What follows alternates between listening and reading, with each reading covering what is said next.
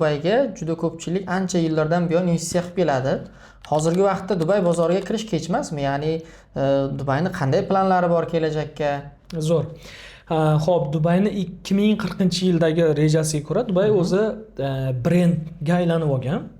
Ya'ni qachonki siz brend degan paytda sizni miyangizga keladi, ishonch keladi. Dubay o'zini va'dasida turgan, shuncha paytgacha nimadir reja qilgan bo'lsa, nafaqat aholisi, nafaqat rezidentlar, balki Amerikadan turgan mijozlarim ham Dubayni mana shunaqa rejasi bor desa ishonadi. Sabab ular har doim o'zini so'zda, va'dasida turib amalga oshirgan, shuning uchun ham hamma odam ishonadi.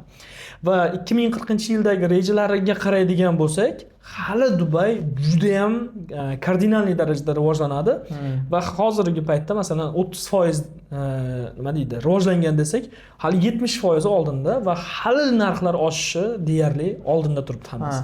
Demak, hozirgi vaqtda qurilgan, biz ko'rib turgan Dubay atiga 30% xolos. Xuddi shunday. Ya'ni 70% endi quriladi. Demak, investorlar uchun ayni vaqti, ya'ni bo'lib ham noldan emas, qanchadir qadam tashlangan, isbotlangan, endi kirsa investorlar yanada foydada bo'ladi. Shunday.